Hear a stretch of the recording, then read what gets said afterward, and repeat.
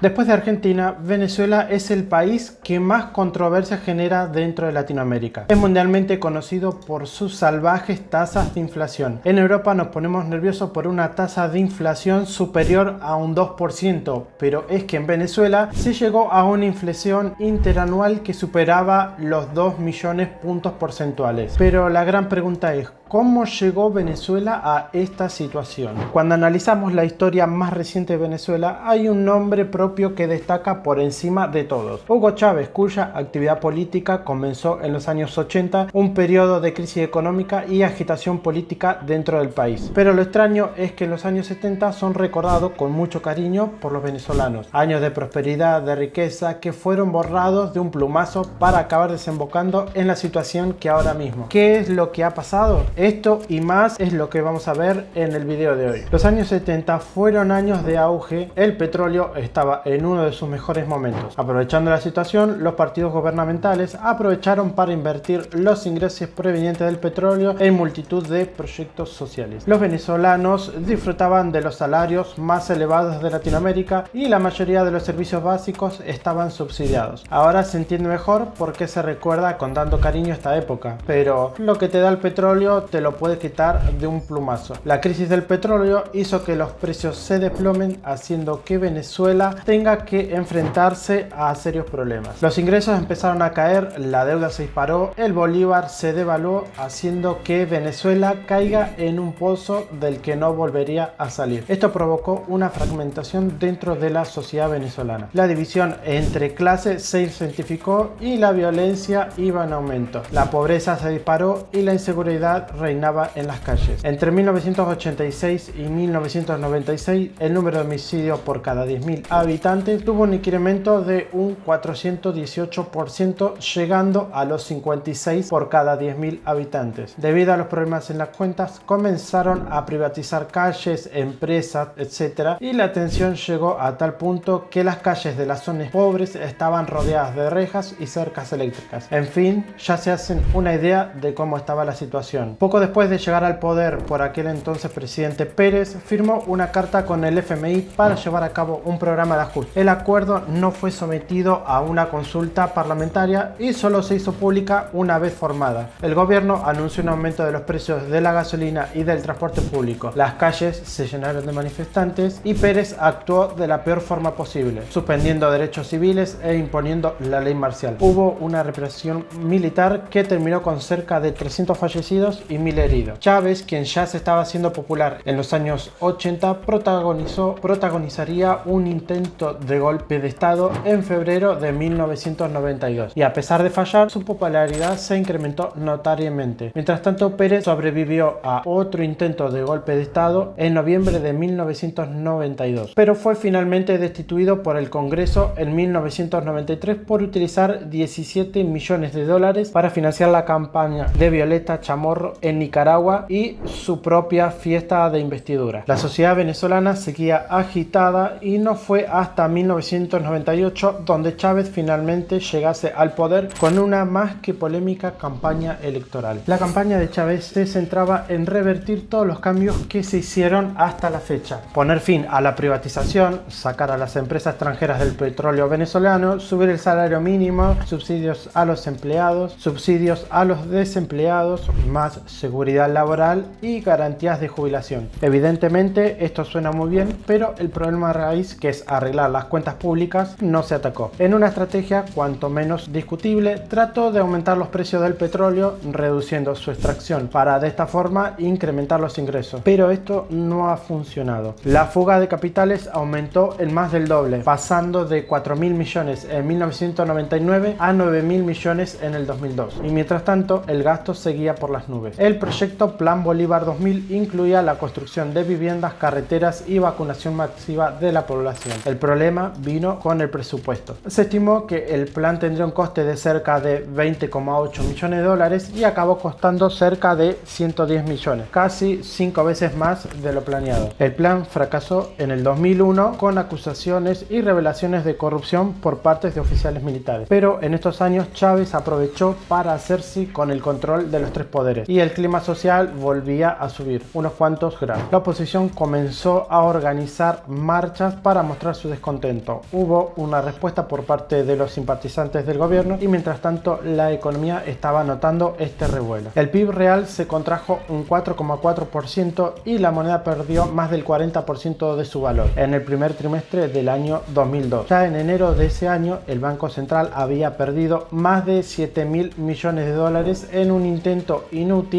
de defender la moneda. Pero el gobierno iba a recibir un pequeño respiro gracias a la buena marcha de la economía internacional, que se tradujo en unos elevados ingresos por el petróleo. Aprovechando la coyuntura, se aprobaron más programas de ayudas sociales para tratar de calmar un poco el clima social. El crecimiento económico repuntó notablemente, llegando a un crecimiento de 2 dígitos en el año 2004 y una tasa de crecimiento de un 9,3% en el año 2005. Según algunas investigaciones, el ingreso familiar del estrato más pobre creció en más del 150% entre el 2003 y el 2006. Al igual que en los años 70, el petróleo estaba inflando las cuentas del gobierno, permitiendo a los venezolanos soñar con que vuelva esa época dorada. Bien, pero mientras esto pasaba, los estamentos del poder público empezaban a deteriorarse de forma significativa. En el 2006, el gobierno de Chávez inició la nacionalización de varias industrias como parte de su política de redistribución de la riqueza y reducción de la influencia de las corporaciones multinacionales, lo que resultó en una disminución de la producción de bienes en Venezuela. En el 2007, Chávez anunció que el país se retiraría del FMI y del Banco Mundial, habiendo pagado sus deudas 5 años antes de lo previsto. Y mientras esto sucedía, la producción del país no estaba pasando por su mejor momento. La producción de cemento se había reducido en un 60% y los hornos estaban paralizados, obligando a Venezuela a importar desde Colombia, todo ello como consecuencia de las políticas de nacionalización y de control de precios. Las empresas de electricidad tampoco daban abasto. Desde la nacionalización de electricidad de Caracas, el país sufrió apagones varios, llegando al punto de que en el año 2011